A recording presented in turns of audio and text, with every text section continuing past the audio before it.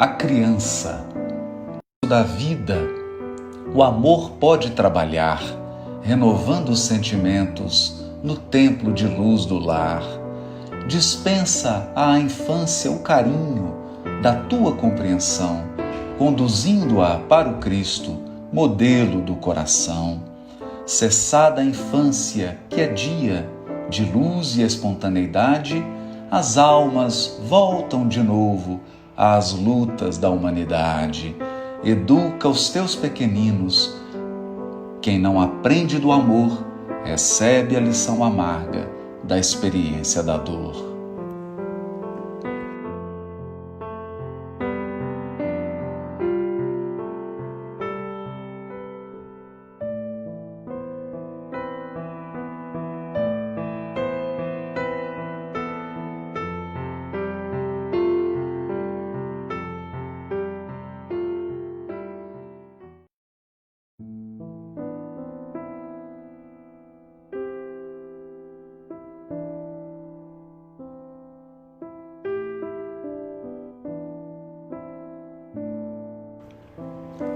A criança, Casimiro Cunha.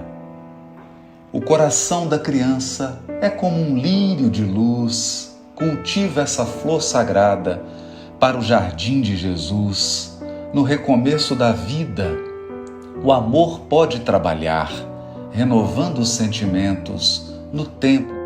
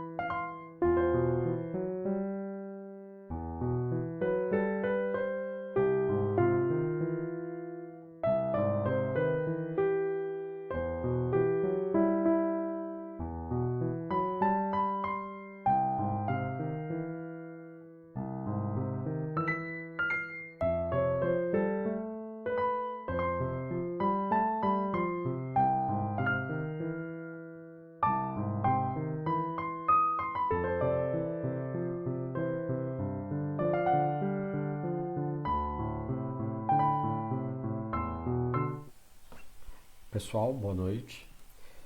Estou aqui com vocês para mais um dia. Vou tratar inicialmente do que é o ressentimento e na sequência eu vou falar da importância de se conhecer, porque isso vai impactar diretamente nossa reencarnação. Antes de tudo, eu quero agradecer a todos que estão aqui assistindo. Isso é importante não só para nós que estamos participando da atividade online, mas também para o Centro Espírita e para a atividade de integração de todas as unidades espíritas, as sociedades espíritas de São José dos Campos, do estado de São Paulo, do Brasil, né? Ainda mais neste momento. Então eu vou convidá-los a uma prece para que a gente possa dar início às atividades de hoje. Querido Pai, nós te agradecemos neste momento por estarmos reunidos em Teu nome. Abençoe a cada um de nós para que recebamos, através de Ti e dos irmãos espirituais, as Suas graças e as energias que nos rodeiam, nos iluminam e nos acolhem. Que neste momento pelo qual passamos, possamos receber, Pai, de toda a Sua grandeza e dos irmãos espirituais, o reforço à nossa esperança, para que tenhamos todos força a cada dia, para passar tranquilamente pelas tribulações que nos envolvem. Obrigado, Pai. Sentimos-nos todos abraçados por Ti e pelos irmãos espirituais. Assim seja. Bom, pessoal, vamos começar então. Primeira coisa que eu quero falar para vocês é sobre o ressentimento. O que ele é? Bom, ele é um afeto, tá certo? E o afeto no sentido de que é algo que nos afeta, tá certo? Ele é um afeto, uma emoção que atinge indivíduos, países e grupos sociais.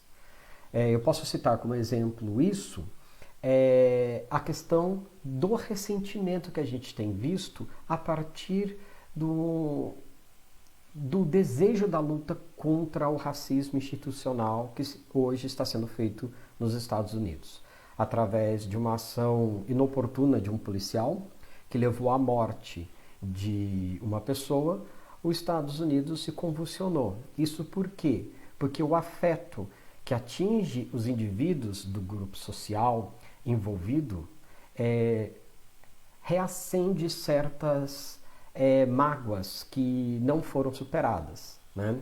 Por quê? Porque o ressentimento é justamente essa mágoa. Ela não se supera, ela não é atravessada, ela não é eliminada. Ela é um excesso de memória que fica preso justamente naquela questão que te marca, que te cria o afeto, que te cria a mágoa, certo? Nós temos depois o ressentimento como um afeto, característico da modernidade em que a gente vive. É o fruto dessa sociedade narcisística atual. Bom, como assim o fruto dessa sociedade narcísica, com esse narcisismo forte? Primeiro, a sociedade nos propõe uma ideia de que eu sou especial. Eu estou fadado ao sucesso. Eu não vou sofrer. A felicidade é o meu destino natural nesta vida. E promover uma isenção de responsabilidade, algo muito presente na sociedade, né? Pois bem, por que essa sociedade narcísica ela se acha especial? Primeiro de tudo, nós somos treinados durante todo o mundo, né? Na escola, nas ferramentas da internet, né? Nos grupos sociais, né? Instagram, Facebook, Twitter, WhatsApp. Nós somos trabalhados para enxergar sempre o sucesso do que está em nossa volta. E quando a gente vê a TV, a forma com que a sociedade se comunica, ela trata todo mundo de forma a que todos terão um sucesso. De situações de frustrações, principalmente na juventude que a gente vê caminhando hoje, né? Uma coisa que eu sempre comento com os meus alunos, né? Eu sou professor do ensino fundamental, né? Anos finais, né? 9º ano, e uma coisa que eu converso muito com eles é: o que vocês querem da vida de vocês? Ah, eu quero ser médico. Ah, eu quero ser advogado. Ah, eu quero ser engenheiro. Ah, eu quero ser uma piloto de avião. Tudo bem. O que vocês estão fazendo hoje para que esse futuro se realize? Você tem procurado saber sobre essa profissão? Você tem procurado, nos meios sociais que você está, analisar, ver o que faz essas profissões, o que elas costumam realizar no seu dia a dia, qual é o trabalho deles? Não. Eles têm plena certeza que quando eles terminarem a sua educação, a faculdade, por exemplo, eles já sairão um profissional conhecido no mercado, empregado e ganhando um bom dinheiro, se eles não forem dono de uma empresa de sucesso já nos seus primeiros meses de existência. Esse desejo da felicidade, ele não é concreto, ele não encontra estrutura na realidade, porque a realidade ela demanda uma série de dedicação, e essa dedicação ela é constante para todos nós, né? Da onde vem essa isenção da responsabilidade, essa falta de responsabilidade nos grupos novos, né? Nos jovens, nos adolescentes, nos jovens adultos, que não estão dispostos a abrir mão do seu entendimento, né? Vamos chamar assim, o seu entendimento do que é o seu conforto, para conquistar certas coisas. Logicamente que eu não posso dizer que isso é um fenômeno que acontece em 100% dos jovens. No entanto, é um fenômeno que acontece na sociedade. E como acontece na sociedade, ele vai replicar em vários dos jovens que nós convivemos. Essa isenção da responsabilidade, inclusive em alguns adultos, né, desse adultescente, o adulto que ainda permanece com características de adolescência, ela é consagrada por quê? Porque nessa nova sociedade em que o olhar para si de forma errada, tendo por você um apreço e uma consideração, deixa eu deixar bem claro para não me entenderem mal. Quando eu falo apreço, é quando você dá o valor ao seu conhecimento muito maior do que ele é, né?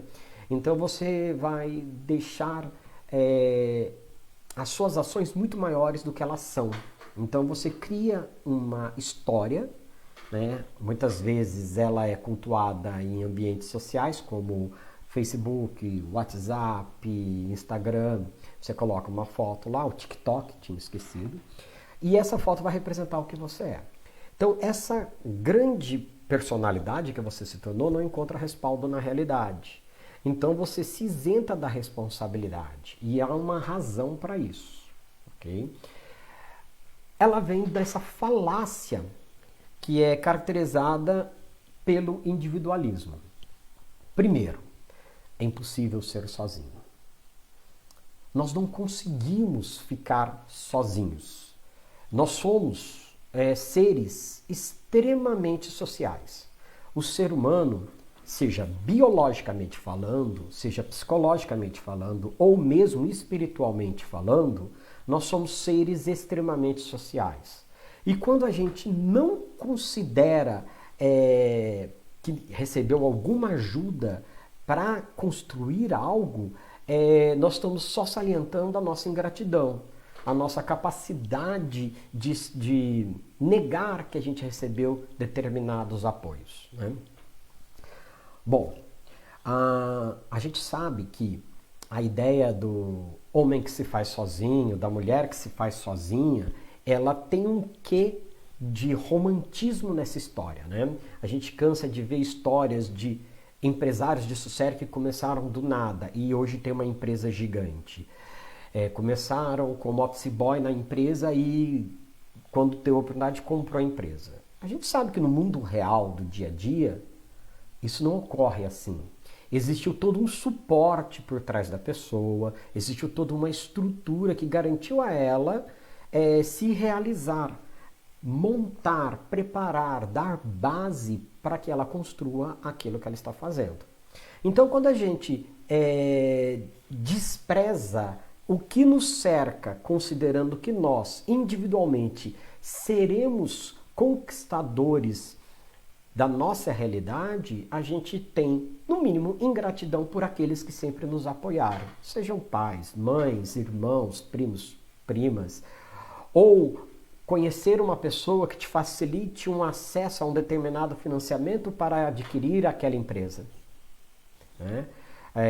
A gente sabe que todos esses elementos que constroem esse processo, eles eliminam a concepção de estarmos sozinhos. Então ninguém se constrói sozinho, né? Por isso eu chamo a atenção para o que é o individualismo e o que é individualidade, né?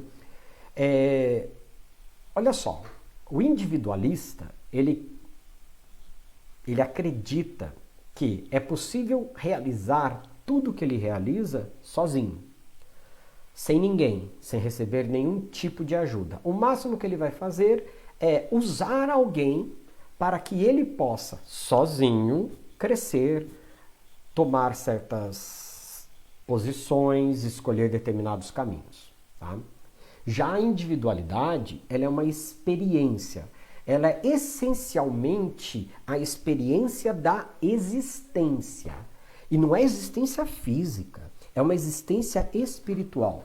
Nós somos experiências únicas no universo.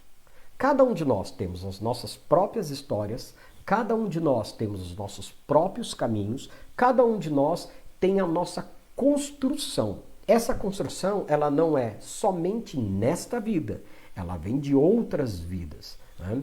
Eu sou hoje o fruto das minhas escolhas nesta vida e nas outras vidas que compõem o meu histórico pessoal. Então nós somos um ser que tem individualidade, mas nós não somos seres individualistas, né? A gente não pode viver sozinho. Herculano Pires faz um comentário sobre que não é dado ao espírita, ao verdadeiro espírita, se ausentar da sociedade buscando a sua realização pessoal sozinho, porque como seres altamente sociais, reencarnação para alguém materialista, que não acredita em espírito, por exemplo. Quando a gente confronta essas ideias, elas nos faz crescer, porque ou elas nos levam a fortalecer aquilo que nós acreditamos, né, dando consistência real, consistência lógica ao que a gente acredita, ou a gente simplesmente começa a perceber falhas na nossa crença pessoal, de forma que nos leva ou a buscar entender melhor ou a estudar mais sobre o assunto. Ou, no final das contas, né, deixar de acreditar. Também é um fator possível quanto a isso, né?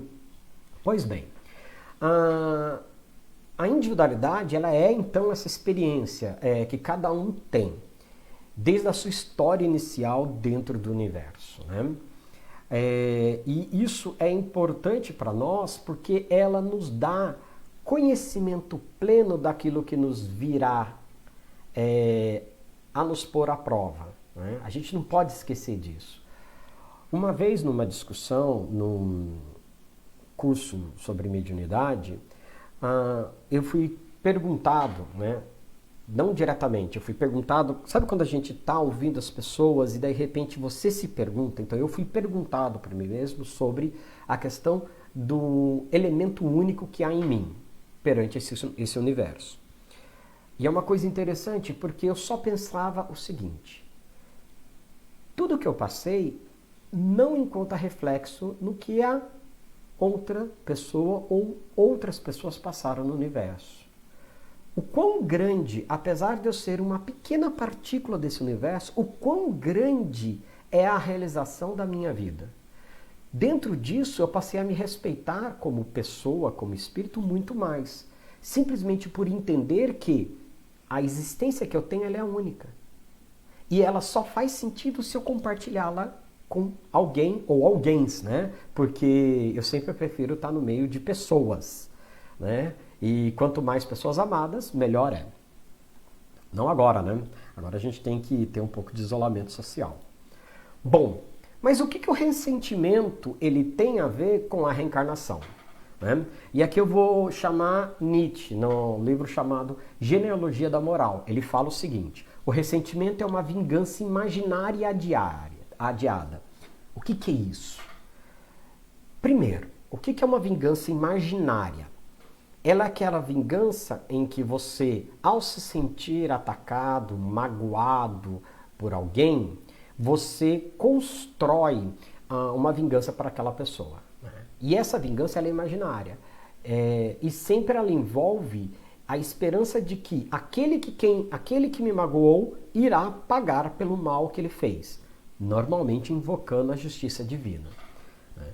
E aí é quando a gente fala, né? Não, porque a pessoa no meu trabalho puxou o meu tapete e eu não consegui aquela promoção.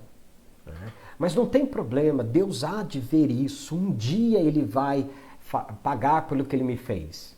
Só que isso é uma vingança como fantasia. Porque um dos elementos que a gente precisa para sair do ressentimento é tratar esse afeto como ele deve ser tratado. E dentro desse processo é lutar com as ferramentas que a gente tem. Uma delas ou realmente a gente pratica a vingança, né? Executa a vingança, porque uma vez executada a vingança, aquele elemento que era fantasia torna-se real e eu me dou por satisfeito. Isso no aspecto analítico. Se eu parar para pensar, moralmente, não faz esse sentido, porque quando eu faço a solução do meu problema através de uma vingança, perpetrando a pessoa que me magoou, a mesma mágoa ou uma mágoa ainda mais intensa, eu vou criar um círculo. E a gente bem sabe como isso se reflete na nossa reencarnação. Eu tenho outro elemento para me livrar desse ressentimento, né? Dessa memória presente daquela emoção, daquele afeto, daquela mágoa que me marcou e que eu não consigo abandonar. Outro processo é seguir em frente. Entender que aquilo passou, ficou lá atrás e seguir em frente. Um outro processo é quando aquela mágoa perde a importância. Eu conheço muitas pessoas que ficam magoadas, depois de um tempo a coisa passa, vai embora. A pessoa foi traída e hoje ela olha e vê aquilo no passado como um elemento que ficou lá atrás. Ela não tem nem mágoa, ela convive com a pessoa que a traiu e isso não a afeta mais. Não afeta mais. Então, esses são processos. Só que dentro deste processo, um dos elementos mais fortes é o perdão. Jesus falava muito bem disso, porque quando Jesus fala para perdoar, né, incluindo os inimigos, ele fala de uma ferramenta, de uma cura, de um medicamento para o nosso ressentimento. Né? Porque o ressentimento ele é que nem uma âncora, ele vai nos mantendo preso. E vive bases, primeiro, perdoar a si mesmo. Né? Porque muitas vezes a gente percebe o mal que vai ser feito, mas a gente não quer acreditar. Então, por orgulho, quando eu vou perdoar, o que acontece? Eu não quero perdoar porque eu tenho vergonha de ter deixado aquilo acontecer. E isso fere o meu orgulho. Então, se eu não assumir um perdão inicial para mim, eu não consigo transferir esse perdão também para outra pessoa. E outro passo é perdoar aquela pessoa. E perdoar de verdade. Não é somente tratá-la bem a partir deste momento. É entender que aquilo deixou de ser. Aquilo não tem mais importância. Aquilo não tem mais significado. Né? Então, dentro desses processos que são bálsamos para tratar o ressentimento, a vingança que está no lado animal, né? Porque você, o animal aquado, nós, enquanto animais, também temos essa estrutura muito vinculada à nossa necessidade de sobrevivência, né? O instinto de preservação. Nós, acuado, nós vamos reagir, ou nós vamos atacar, ou nós vamos fugir, mas a gente toma uma ação. Essa ação, descrita pelo processo de agressividade, ela se torna um tipo de vingança. No caso do ressentimento, ele trata muitas vezes a vingança como fantasia, pedindo a Deus que coloque a nossa vingança como punição daquela pessoa. E aqui tem um detalhe um pouco triste que revela muito do ser humano. A pessoa que toma a postura do ressentido, ela se esconde atrás de uma pseudo-superioridade. Porque ela não quer sujar as suas próprias mãos indo lá e tomando satisfação. com o que o ocorrido, com a mágoa que ela tem, tratando de verdade. Ela se sente elevada em relação a isso, superior em relação a isso, mas algo lá em cima ainda há de me prover a vingança que eu desejo. E aí tem a questão dos aspectos do envenenamento da alma. O impulso agressivo proibido se volta contra o próprio sujeito. Né? Ou seja, ele vai manchar a nossa alma e conturbar a nossa reencarnação. Max Scheler não é reencarnacionista, tá? Ele é um filósofo que discute a questão da construção da moral. Pois bem, o que é esse impulso agressivo? Quando a pessoa é injuriada, recebe uma mágoa e ela começa a reter esse impulso agressivo, porque ela considera ele proibido, seja ela reagir, seja ela armar um barraco, seja ela partir para as vias de fatos, né? Esse aprisionamento desse impulso agressivo, ele vai contaminar o próprio sujeito. Ela vai contaminar a alma, vai conturbar a nossa reencarnação. E essa parte aqui, eu que estou dizendo, tá? Não foi Scheler que comentou. Mas eu entendo isso como um processo de envenenamento da alma, porque nós não somos capazes de tratar aquela mágoa, ela se torna então o ressentimento, e esse ressentimento envenena a nossa alma porque a gente não é capaz de assumir nem o nosso impulso agressivo.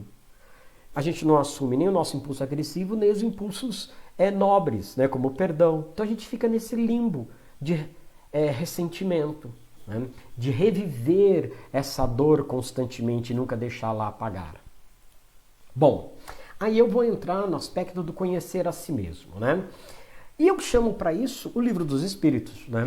Na pergunta 919, quando a pergunta trata assim: qual o meio mais eficaz para nos melhorarmos nesta vida e resistirmos às solicitações do mal? Aí o Espírito vem e responde, né? Um sábio da antiguidade vos disse: conhece-te a ti mesmo. E lá no passado eu cheguei a ouvir que quem falou isso foi Jesus. Mas na verdade não. Eu fui aprendendo com o tempo que essa era uma inscrição que aparecia no templo dedicado a Apolo, e esse templo é na cidade de Delfos, tá? Na época grega, entre o século 8 a.C. e 2 a.C., você tinha ele como principal referência religiosa. Pois bem, essa inscrição que vai inspirar Sócrates. E quando a gente pega os compêndios espíritas, a gente percebe que Allan Kardec volta nesses pensadores da antiguidade e faz uma dissertação muito interessante sobre Sócrates, né? Sócrates, então, ele foi inspirado por essa passagem, né? O que deu a ele a construção de um pensamento filosófico acerca de conhecer a si mesmo. Ok, conhece-te a ti mesmo, certo? Como? E aí, esse processo, ele acaba construindo todo um elemento filosófico que dá apoio e traz para a gente, na época de Cristo, a retomada disso. Porque Cristo fala assim, Jesus vai lá e comenta, né? Se tivesseis fé do tamanho de um grão de mostarda, removeríeis montanha. E a gente não tem fé desse tamanho porque a gente conhece pouco a nós mesmos, né? Entre outros aspectos sobre a construção filosófica mesma do Espiritismo, a importância de conhecer a si mesmo, ela é muito grandiosa porque ela envolve muita dor. E a reencarnação são elementos, são estruturas construídas na justiça divina para nos melhorar. E isso envolve sempre o trabalho cotidiano de nos conhecer. Saber separar dos nossos pensamentos atuais quais são pensamentos nossos, próprios, ou pensamentos soprados através de um espírito, né? Como aquela passagem do Livro dos Espíritos, né? Os espíritos influenciam a nossa vida? Muito mais do que você imagina. Quando a gente para pensar isso, sempre temos que levar em consideração que a nossa imersão inconsciente no mundo que nos cerca é muito maior do que a nossa imersão consciente, né? Então, para que isso seja possível, a reencarnação ela vem com um elemento fantástico que traz através da justiça divina, que é o quê? Quando eu venho para cá, ceifado das minhas memórias do passado, às vezes memórias muito dolorosas, eu abro espaço para novos conhecimentos, sem perder os meus potenciais, não é? Passar pelo estágio da infância corporal, ele é importante para confrontar, mais uma vez, a confrontação é importante para o nosso crescimento. Então a gente é treinado na infância através de uma educação familiar, uma educação escolar, uma educação social, a repensar formas de pensamento. E quando a gente começa a tomar corpo enquanto adolescentes e adultos nesta vida, parte do conflito interno que é gerado por conta daquilo que é novo para a gente aprender agora e daquilo que vem do passado, cria o conflito aonde a gente quer rompimento. E o rompimento se dá em casa, quando a gente começa a dizer não aos pais, a querer sair, a querer se envolver com outras coisas. Aí os pais, que sempre têm, os pais, as mães, as famílias diversas que a gente tem, né? Toda vez que encontra neste processo uma estrutura que leva a um conflito dentro de casa, normalmente a gente alimenta ressentimentos. A gente alimenta coisas que muitas vezes lá na frente a gente vai tratar com um psicólogo, um terapeuta, um psicanalista, né? Por quê? Porque a gente foi incapaz de fazer o trabalho sozinho. E mais uma vez, o individualismo é uma falácia. A gente não consegue ser individual e muitas vezes é importante a gente ter uma intervenção externa que nos permite questionar esses pontos. Bom, o que o Sócrates pensava? Ele pensava o seguinte: nós devemos nos ocupar menos com as coisas, riqueza, fama, poder, e passarmos a nos ocupar com nós mesmos. Ele traçava essa estrutura para construir o pensamento de que não são as coisas, né?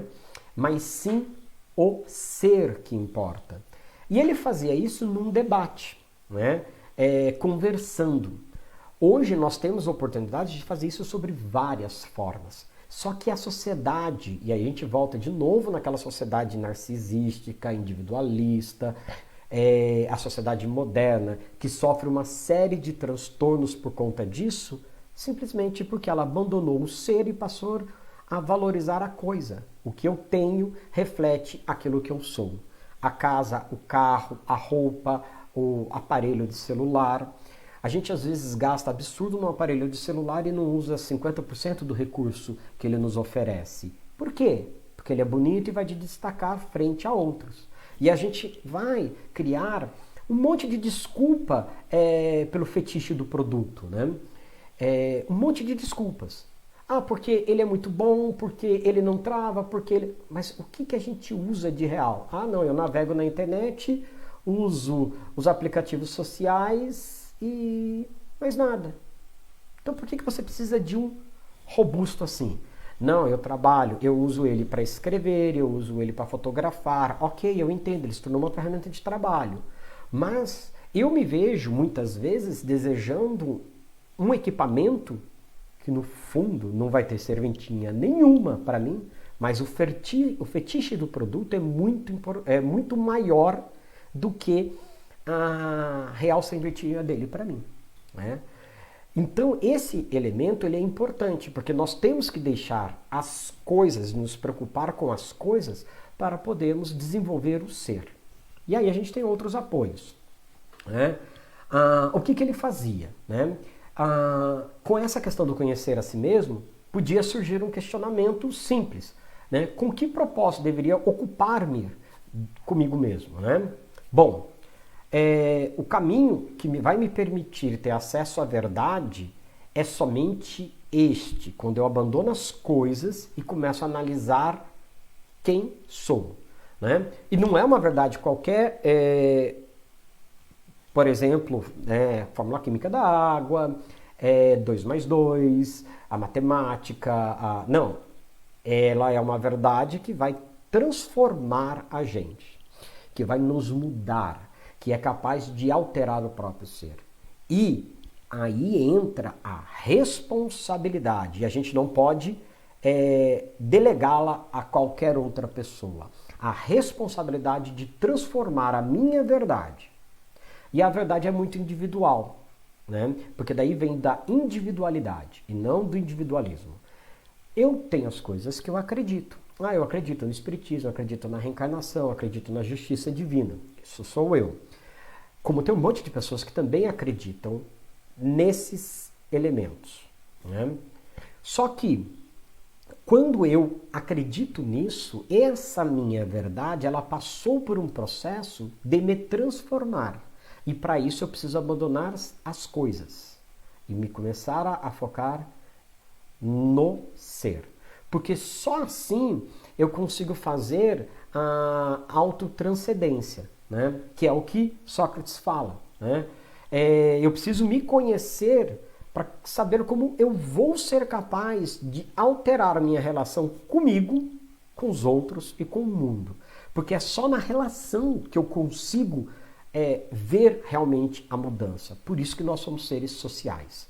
Se eu estou sozinho, quietinho, sem nada, a chance de eu fazer algo não legal é muito maior. Mas quando eu estou envolvido com outras pessoas, a chance de eu magoar alguém ou de eu ser magoado por alguém é muito maior. E quando eu me conheço, eu começo a entender quais são os elementos que me deixam ressentidos. Quais são os elementos que vão alimentar o meu ressentimento, né? A pessoa não me valorizou. Por quê? Ou melhor, por que eu quero ser valorizado? Por que aquela pessoa precisa me valorizar? Por que me magoou o fato dela não me valorizar? Porque eu preciso de um reconhecimento externo de algo que eu sei que eu fiz correto. Então, se eu não faço esses questionamentos, eu não construo uma nova identidade e nem faço um processo para me conhecer. Joana de Ângeles também falava bastante disso, né? Ela fala, né, que a descoberta da verdade, ela não é um produto que depende exclusivamente ou somente do estudo, né? Ela faz parte de uma prática de reflexão constante, que aí envolve ações, atitudes, né, e principalmente a contraposição, como eu posso modificá-las para me tornar uma pessoa melhor, né? Ação, atitude, pensamentos. E hoje está muito mais complicado, porque a minha ação ela se concretiza não só no campo do real, ela se concretiza no campo do virtual, como a gente está fazendo agora. O WhatsApp, o Facebook, quando eu compartilho uma fofoca no WhatsApp, quando eu compartilho uma informação não verdadeira no WhatsApp, sem ao menos analisá-la ou fazer uma pesquisa para saber se aquilo é real ou não. Então, nós somos chamados todos os momentos de forma real, concreta e de forma virtual, né, e de forma mental a nos analisarmos para nos modificarmos e nos tornarmos pessoas melhores, né? Ela fala que a vida é uma obra de arte e que a gente vai se moldando, né? E nos aperfeiçoando no decorrer da existência. Toda obra de arte, quando ela está no seu estado bruto, né, ela sofre para ela começar a tomar forma. É o que acontece com a gente. Muitas vezes nós vamos sofrer para tomar uma forma tangível de pessoa, né? Ela ensina uma coisa muito interessante, né? Que para a gente se legitimar, a fé se deve consorciar com a razão que elucubra e analisa, passando pelo crivo da argumentação lógica tudo o que se crê. Mas por que a gente tem que fazer isso? Vamos imaginar que a fé ela é um esteio, ela é uma estrutura de suporte. Só que ela só pode ser uma estrutura de suporte se ela tiver a sua construção de forma correta, de forma construída. E quando eu falo construída, eu falo num processo contínuo de agregar a essa estrutura fortalezas que a tornam cada vez mais resistente, porque ela é o nosso suporte. Se eu estiver sob essa razão, sob essa estrutura de fé, e é uma estrutura muito forte, muito bem montada, eu pouco me abalarei. Se ela se movimenta e ela é frágil, eu me abalarei. A gente não constrói casas em terrenos sem adequá-los ao suporte do peso da casa. Senão você vai ter alguns problemas que podem aparecer rachaduras, podem aparecer desabamentos, tudo vai depender do tipo de abalo que você passou, que aquela casa passou. E aqui entra outra coisa. Nós não conseguimos falar daquilo que está fora do nosso coração. É uma coisa que eu sempre lembro de Jesus e desse trabalho de Allan Kardec, o próprio Sócrates, a Joana de Ângeles, André Luiz, toda a parte do Evangelho, quando fala das questões morais, no aspecto do ser. A gente só fala do que o nosso coração está cheio. A boca só traz para fora aquilo que o nosso coração está cheio. E muitas vezes o nosso coração está cheio de mágoas. Ele está cheio de ressentimento. E nós não conseguimos deixar para trás. Porque o ressentimento, ele é realmente este afeto que sempre estará presente. Isso vai marcar constantemente a nossa reencarnação. E ao marcar nossa reencarnação, ele é capaz de levar para outra vida e com isso para a próxima vida, para a próxima reencarnação, essas mágoas, esses ressentimentos. A gente vê isso quando a gente está numa relação com outras pessoas. A gente vê isso quando a gente está numa relação com pessoas que não nos causam um bom sentimento. Você não entende porque que aquela pessoa te causa esse desconforto. Às vezes é um ressentimento que ficou preso, vindo lá do passado, uma nódoa na sua alma. Imagina que agora é uma oportunidade de você passar essa mágoa, essa percepção, essa sensação pelo crivo da argumentação lógica. Por quê? Quando você para realmente e põe as coisas de lado e se concentra no ser, você pode começar a pensar na construção do arquétipo humano, da jornada do herói, no processo de reforma íntima, de um jeito mais amplo. É dolorido? Certamente. A gente sofre com toda certeza. Eu tenho a fórmula? Não, não tenho. Mas eu aconselho algumas coisas. Psicoterapia, nesses pontos, ajudam muito. Convívio com pessoas que vão sempre te desafiar a pensar mais e melhor. Não ter medo de conversar sobre tudo e qualquer coisa. Não importa o tema, mas importa como você o trata. Nada me aflige em qualquer tipo de conversa, ainda mais eu, professor, recebendo jovens que estão enlouquecidos com um acesso enorme a um monte de tipo de informação. Então eu me treinei nesses 28 anos na educação a não ter nenhum tipo de trava para falar sobre qualquer assunto. Mas existem temas que são difíceis para serem tratados.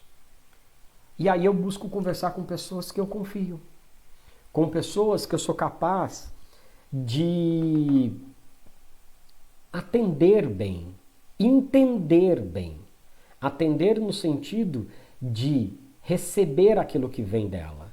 E entender bem no sentido de compreender o que ela está dizendo. Não na forma de competição, não na forma de um debate que vai levar a um grande vencedor, de modo algum, mas na forma construtiva do conhecimento.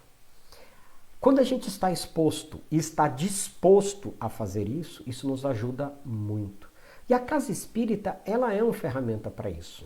Ela deve ser o espaço altamente democrático, aonde é permitido se discutir todo e qualquer tipo de assunto com luz do Espiritismo. Mesmo porque, quando você pega a literatura espírita original, né, os livros da codificação, eles não foram capazes de abordar todos os temas. Então, eles não abordam assuntos que hoje são presentes. Então, a casa espírita, ela tem por obrigação adotar isso. E aí entra o meu papel, o seu papel, o papel de todos nós, participar lá da casa espírita e aproveitar esses momentos de discussão para nos conhecer um pouquinho mais, para conhecer a si mesmo e pôr em transformação aquilo que é dos nossos ressentimentos do passado, são as mágoas presentes e que são constantemente alimentadas conscientemente por nós, inconscientemente por nós e muitas vezes por outros espíritos que nos cercam e literalmente querem ver o circo pegar fogo. Então alimentam essa dissonância espiritual que está na gente. E esse envenenamento da alma, ele não nos permite crescer e nem criar coisas belas. O crescimento e a criação são processos da vida. O crescimento enquanto pessoas e a criação de situações, de elementos, de oportunidades que são para nós, para quem está do nosso lado, para aqueles que nos cercam. E muitas vezes, no momento que eu estou lá no meu cantinho, estudando, pensando, trabalhando sobre mim mesmo, eu estou emitindo para este nosso universo energias que são reaproveitadas e alimentam outros espíritos, outras almas, outras pessoas que também precisam disso. Ou a gente acha que essa energia que a gente vibra se perde. Não, não existe desperdício na natureza, não existe desperdício no universo. Bom, pessoal, eu quero encaminhar agora para o encerramento, tá? Eu quero chamar a atenção para as palestras que ocorrerão essa semana, elas estão aí na tela para vocês. A gente tem o Carlos Villarraga amanhã, né, sobre sustentabilidade na prática dos espíritas. No sábado a gente tem Um Sentido para a Vida, com Eduardo Borges. E no domingo a gente tem Receita para Lidar com a Obsessão, com o Rogério Minhez. Tá? Além disso, eu quero chamar a atenção para vocês que o atendimento fraterno ele continua. Tá? Ele está sendo feito pelo telefone e eu peço para vocês que enviem somente, não precisa muita coisa, o seu nome e o seu telefone para este e-mail que está aí, contato@cedivinomestre.org. Tá? A partir disso, um atendente entra em contato com você. A equipe de atendimento fraterno ela continua atuando, ainda mais agora, na situação que a gente está vivendo, com o isolamento social e a necessidade de uma consciência social muito mais forte. Está sendo um chamado mesmo, e uma experiência terrena, não é uma experiência local brasileira, é uma experiência terrena. E que muitas vezes compartilhar esse momento e compartilhar aquilo que está nos doendo, ou mesmo a solidão, ele é importante. E se está te doendo, e se você quer conversar e não tem ninguém que possa lhe oportunizar isso, entre em contato com a gente através do atendimento fraterno, tá certo? Bom, eu quero agradecer. Aqui a gente tem o Facebook do Centro Espírita Divino Mestre. Agradecer mais uma vez ao apoio da casa, por dar condições para que eu possa mais uma vez participar e oferecer o pouco que eu tenho para oferecer. E quero deixar vocês com uma prece de encerramento para a gente ficar bem pelo resto da noite. Vamos nos unir então em pensamentos, vibrando pela casa espírita, pela nossa casa, pelos nossos entes queridos, por aqueles que nos cercam, vibrando pelo planeta, pelo Brasil, por todos os movimentos que aí estão, pela valorização da vida, pela compreensão daqueles que são pequeninos e hoje estão de braços abertos, pedindo que nós os recebamos. Vamos dispor nossas energias para compor um ambiente de esperança e de harmonia, agradecendo ao Pai pela oportunidade que tivemos e que estamos aqui disponíveis para contribuir com o ambiente espiritual do planeta. agradecendo aos irmãos espirituais que nos abraçam, nos confortam e nos usam para o bem maior, criando condições para aqueles nossos irmãos que estão desencarnando possam ser recebidos de uma forma plena e com bastante ajuda. Agradeço mais uma vez ao Pai, aos nossos irmãos por tudo. Assim seja. Obrigado, pessoal. Boa noite.